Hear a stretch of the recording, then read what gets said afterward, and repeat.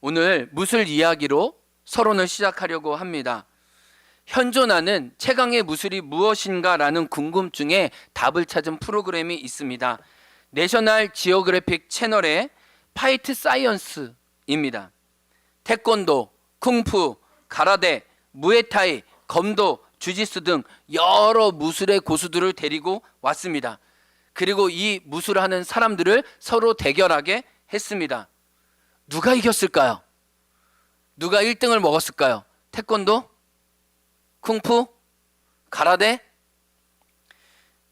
네, 죄송합니다. 아침부터 질문해서. 결론부터 말하면 모든 면에서 우월한 무술은 없었어요. 각기 무술마다 탁월한 부분이 달랐다는 게 입증됐습니다. 스피드에서는 태권도와 쿵푸, 파워에서는 권투와 가라데, 뼈를 부러뜨릴 수 있는 타격에서는 주짓수와 무에타이가 등등 더 나았어요. 근데 이 무술의 이 요건이 세 가지가 있는데 유연성, 파워, 스피드, 이게 굉장히 중요하답니다. 그런데 이 유연성과 파워와 스피드가 각기 무술마다 다뤘다는 거예요. 태권도와 무에타이의 고수가 붙으면 누가 이기냐?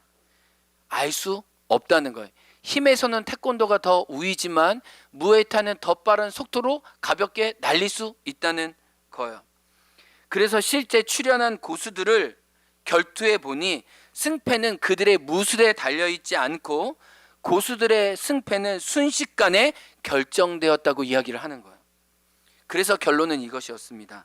결투에서 고수들의 세계에서는 어느 순간 우월한가가 승패를 결정한다. 어느 순간. 근데 이 어느 순간을 이 검도 무술 용어에서는 간압이라고 해요. 간압. 검도 용어인데 이거는 기술을 걸려고 오는 상대방의 시간과 공간을 내 쪽으로 뺏어오는 걸 말해요. 잘 이해가 안 될 것 같아서 펜싱을 보면 펜싱은 일자 이렇게 긴 데서 서로 싸우잖아요. 근데 늘 공격한다고 이긴 게 아니에요. 공격하러 올 줄 알고 제치고 찌르는 게 유리한 거죠. 그러니까 공격하던 수비하던 상대방이 어떤 행동을 할지 읽고 자기 시간과 공간으로 데리고 와서 이 경기를 유도하는 게 굉장히 유익하다는 거예요. 어떤 무술이든 시합이든 상대방의 기술을 무력화할 수 있는 나만의 시간과 공간으로 그를 사로잡아 오는 것이 굉장히 중요하다는 거예요. 제가 무술의 무자도 모르는데 왜 이 아침부터 무술 이야기를 하느냐라고 얘기하냐면 영적인 전투에서도 사단과의 결투에서도 사단의 전략을 알고 기술을 알고 어느 때 어느 순간 나를 공격해 오는 것을 알고 그것을 대처하고 나도 대받아치는 기술이 굉장히 중요하다는 거예요. 다만 무술의 세계에서만 운동 경기에만 이런 일이 있는 게 아니라 사단도 우리를 찌르려고 넘어뜨리려고 누르고 압제하려고 하나님의 풍성한 생명을 누리지 못하게 하려고 도둑질을 하려고 우리에게 공격을 걸어온다는 거예요. 성경에서는 사단의 존재를 늘상 인지하고 있습니다. 늘 깨어있으라고 우리에게 말하고 있는 거죠. 그런데 하나님의 영적인 거장이었던 엘리야도 오늘 훅 갔다는 거예요. 엘리야도 한 방 먹고 완전 쓰러지고 있다는 걸 열왕기상 19장은 보여주고 있다는 거예요. 그래서 엘리야를 가만히 보면 우리가 당할 공격을 알게 돼요. 어느 때 어느 시에 어느 위치에서 우리가 나약해지는지를 알게 되고 그것을 파악하게 되면 우리가 대비할 수 있죠. 그래서 베드로전서 5장 8절은 이렇게 얘기합니다. 한번 읽어보겠습니다. 앞에 화면 있나요? 시작. 근신하라 깨어라 너희 대적 마귀가 어떻게 해요? 우는 사자같이 두루 다니며 어떤 자를 찾다고요? 삼킬 자를 찾나니. 마귀가 어떤 기술을 써서 우리를 잡아뜨릴 것인지 늘 대비하고 있으라는 거예요. 사단의 기술을 무력화시킬 만한 채비를 늘 갖고 있으라는 겁니다.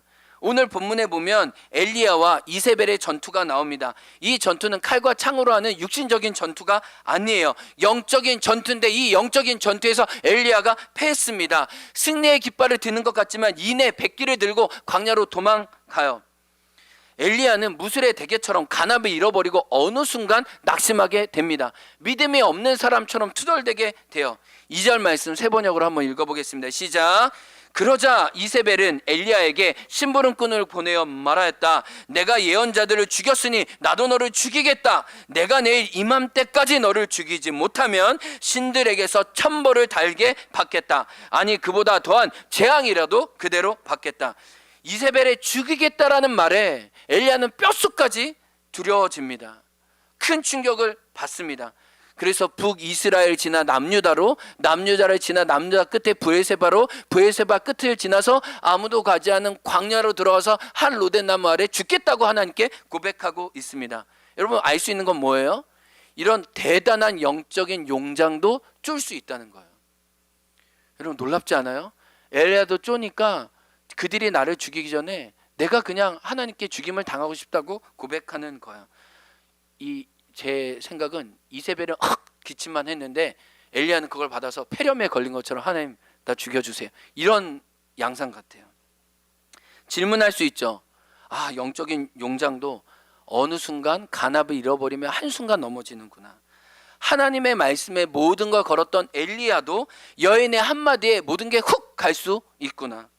하나님을 향한 확신으로 투철했던 엘리야도 하나님을 의심하면서 투정하는구나. 이것이 엘리야의 모습일 뿐만 아니라 실제로 근신하여 깨어있지 않으면 우리도 훅 갈 수 있다는 것을 엘리야를 통해 하나님은 저와 여러분에게 말씀하고 계시는 거예요.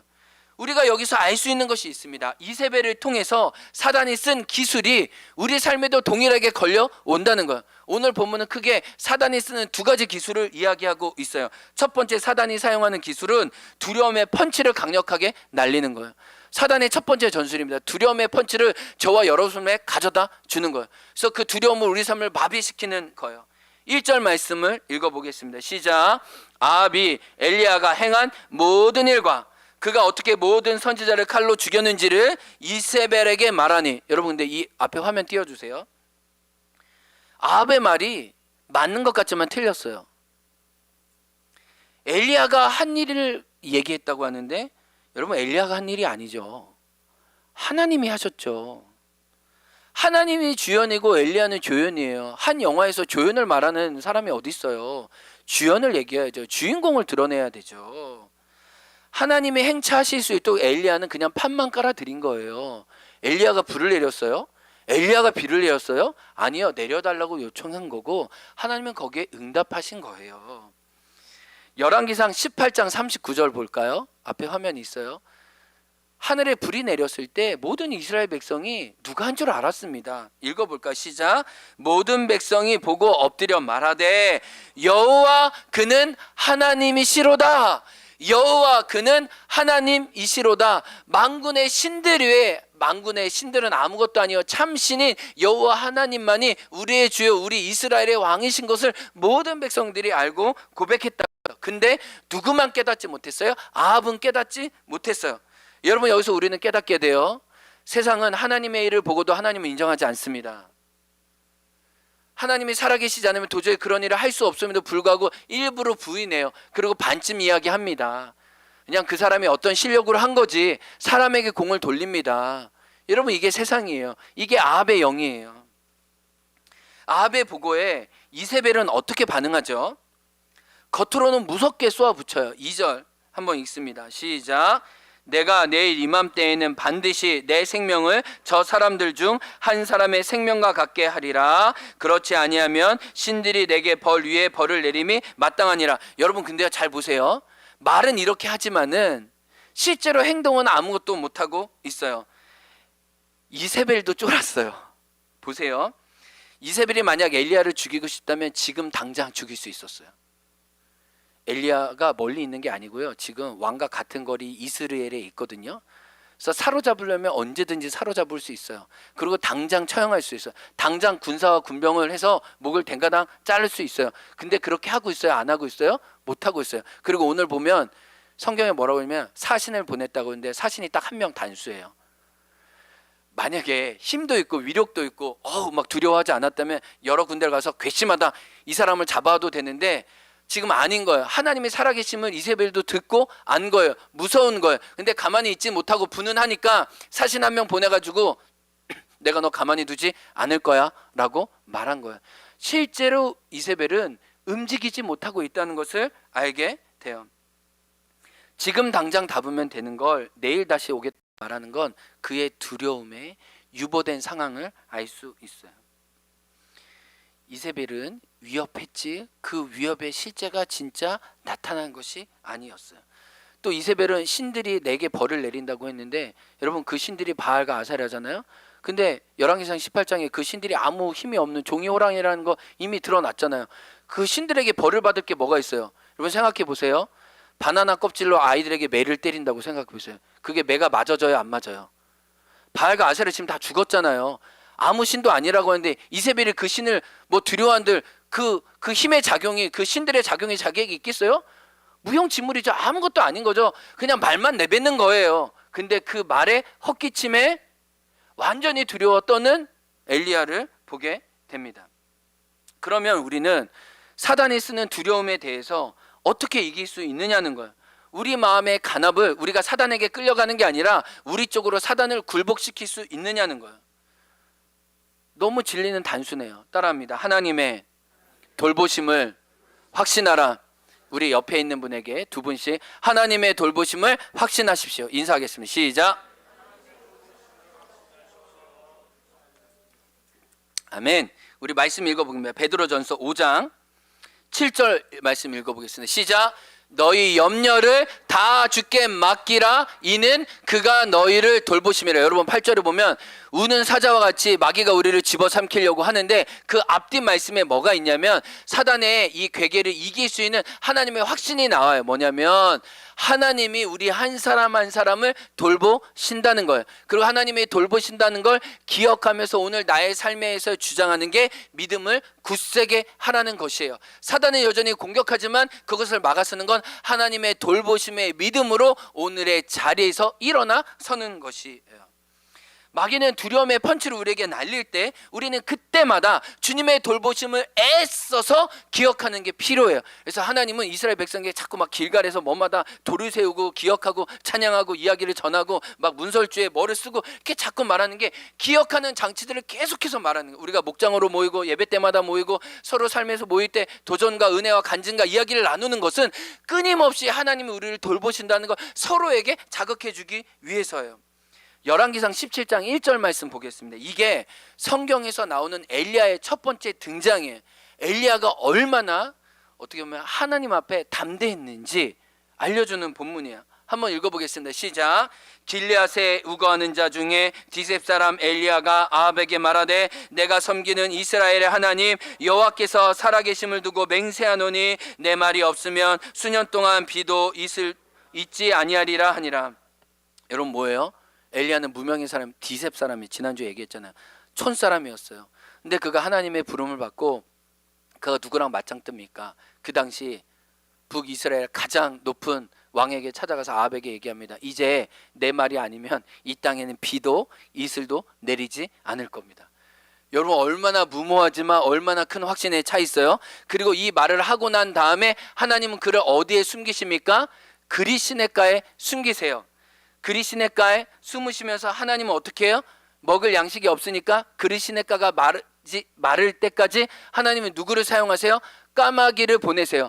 까마귀들을 출동시키세요. 그래서 뭐와 뭐를 갖게 하세요? 떡과 고기를 가져와서 엘리야를 먹이시는 거예요. 여러분 까마귀 본성을 아시죠?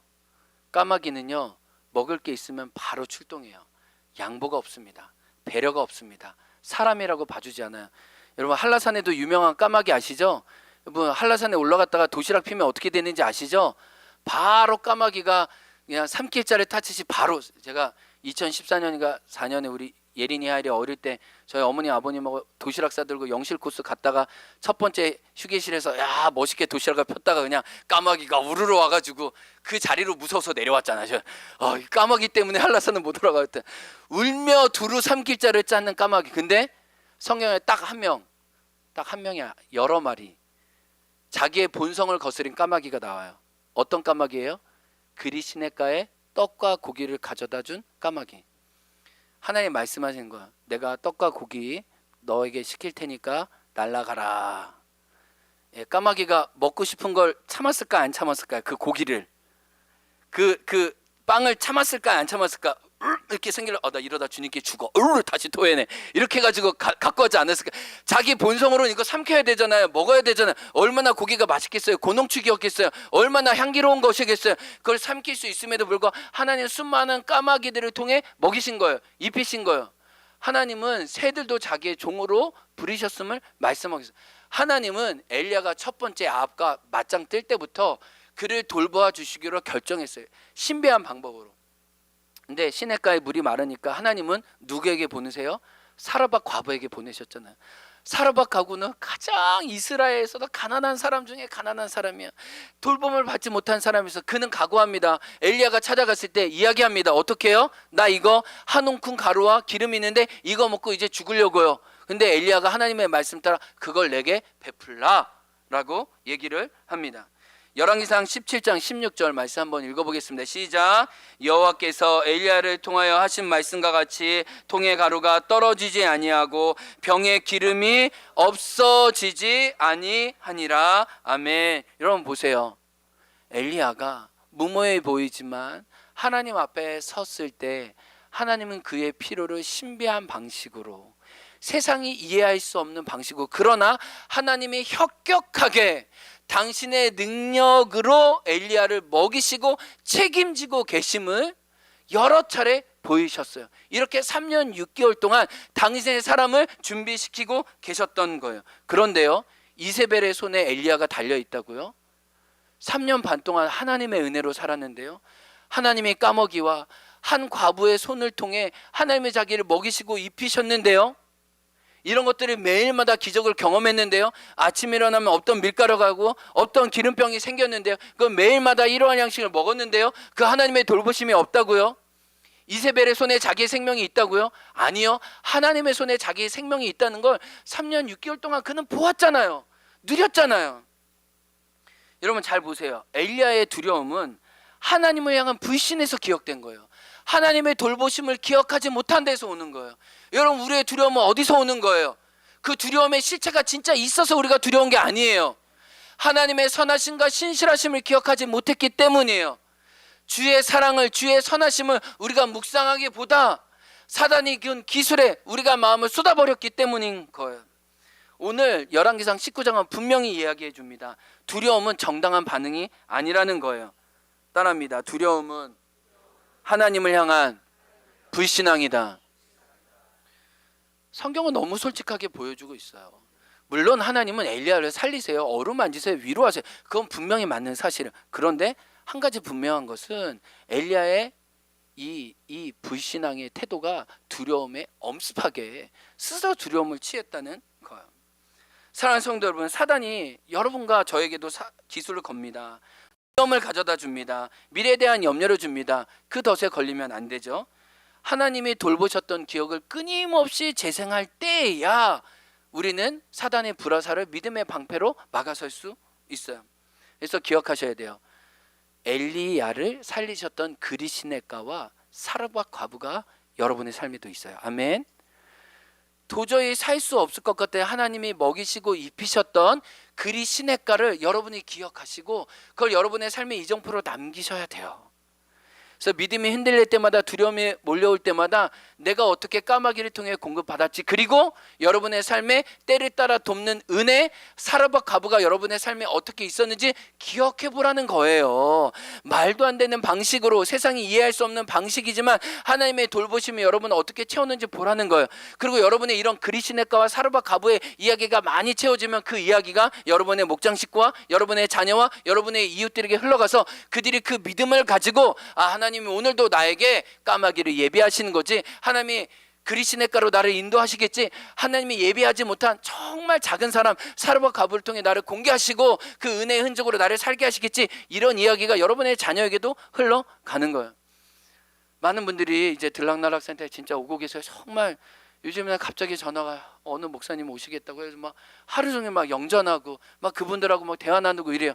근데 무슨 얘기를 하냐면 제가 옛날 생각이 나요. 우리가 처음 설계도, 이 들락날락센터 설계도 나왔을 때 거의 3년 전, 4년 전에 우리 재직회 때 모였을 때 이거 보고 막 덜덜덜 떨었던 기억이 나요. 정말 두려워하고 염려했던, 우리가 이 재정과 예산을 감당할 수 있을까 벌벌벌 두려웠던 기억이 나요. 근데 만약에 저와 여러분이 이 두려움 가운데, 이 염려 가운데 들락날락센터를 시작하지 못했다면 우리는 이 기쁨과 이 선교의 열매를 거둘 수 있느냐는 거예요. 우리가 쫄기만 했다면은, 우리가 얼쩔 줄 몰라서 그냥 자빠지기만 했다면은 우리가 이 은혜와 감사를 누릴 수 있느냐는 거예요. 부족하지만 한국교회, 제주도교회 선한 증거로 하나님의 역사하세요. 하나님의 다음 세대 이웃들에게 선한 빛과 소금의 역할을 하는 걸 기뻐하세요라고 우리가 감히 말로 할 수 있지만 온몸으로 증거할 수 있겠냐는 거예요. 우리가 그 두려움을 한번 내딛고 하나님이 돌보시고 하나님의 꿈과 비전이 있기에 우리가 착한 능력이지만 하나님께 순종하려고 할 때 하나님이 하시는 거잖아요.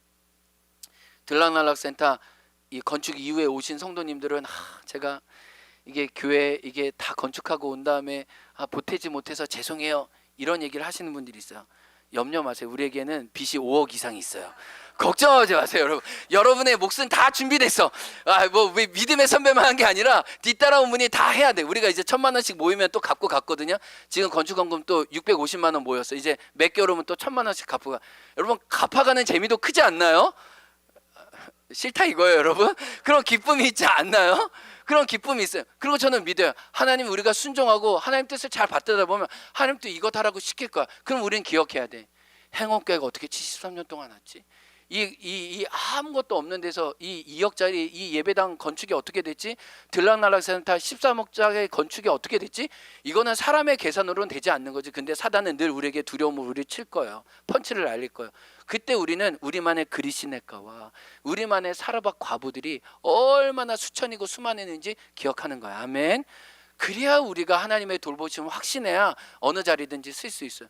여러분, 미래가 불안한 사람이 있죠. 염려하는 분들이 있죠. 앞길이 보이지 않는 분들이 있죠. 그것은 여러분 것이 아니에요. 그러나 여러분 것은 무엇이에요? 하나님이 여러분 삶에 보이셨던 사르밧 과부를 늘 찾아가세요. 늘 그리시네가 까마귀를 기억하시라는 거예요. 너희 믿음을 굳세게 할 때 두려움을 이길 수 있어요. 아멘.